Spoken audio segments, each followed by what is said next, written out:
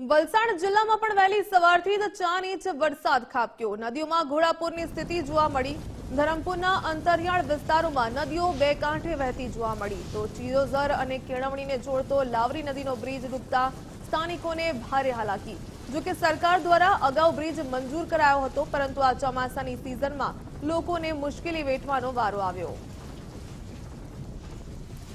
તો અમને આવું જ છે કે આ વરસાદની સિઝન છે એટલે થોડી બહુ ઘણી આપદા છે કે નદીમાં પાણી આવી જાય તો ત્યાંના માણસ ત્યાં જ રોકાઈ જાય, આ બાજુનું માણસ આ બાજુ જ રોકાઈ જાય, વત્તા નિહાળના પોયરા રોકાઈ જાય, એમનું ભણતર બગડે, વત્તા ગાયનું દૂધ હોય એ 1-2 ટાઈમનું બગડે।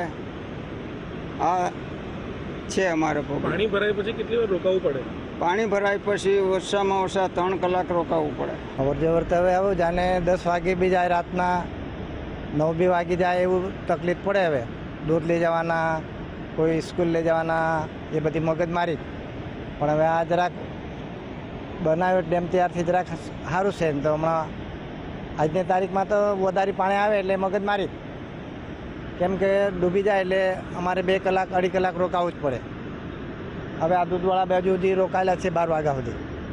હા, શું નામ તમારું? પરસોદભાઈ। વલસાડ જિલ્લાના ધરમપુર તાલુકામાં વહેલી સવારથી ધોધમાર વરસાદ વરસતા નદીઓ બે કાંઠે બની છે। હાલ અમે અત્યારે ઉપસ્થિત છે કેળવણી અને ચિચોઝર ગામને જોડતા લો લેવલ બ્રિજ ઉપર, કે જ્યાંથી આપ જોઈ શકો છો ઘોડાપૂરના જેવી પરિસ્થિતિ અહીં સર્જાઈ રહી છે। જે પ્રમાણે ધસમસતો પાણીનો પ્રવાહ દેખાઈ રહ્યો છે, જેને લઈને જે ગ્રામજનો છે તે એક સાઈડ પર જ ઊભા થઈ ગયા છે, કારણ કે આ જે લો લેવલ બ્રિજ છે તે ઘણો નીચો છે, જેના કારણે અહીંયાથી જે પાણી પસાર થઈ રહ્યું છે, જેના કારણે નદી બે કાંઠે વહી રહી છે અને લોકો આ બાજુની તરફ આવી નથી રહ્યા। જે પ્રમાણે દૂધ મંડળીમાં દૂધ આપવાની વ્યવસ્થા હોય છે, બાળકોને પણ સ્કૂલ જવામાં તકલીફ પડી રહેવાનું સ્થાનિકો જણાવી રહ્યા છે। જે પ્રમાણે 4 ઇંચ જેટલો વરસાદ ધરમપુર ખાતે વરસતા નદીઓ બે કાંઠે બની છે, જેને લઈને જનજીવન પર આની સીધી અસર જોવા મળી રહી છે।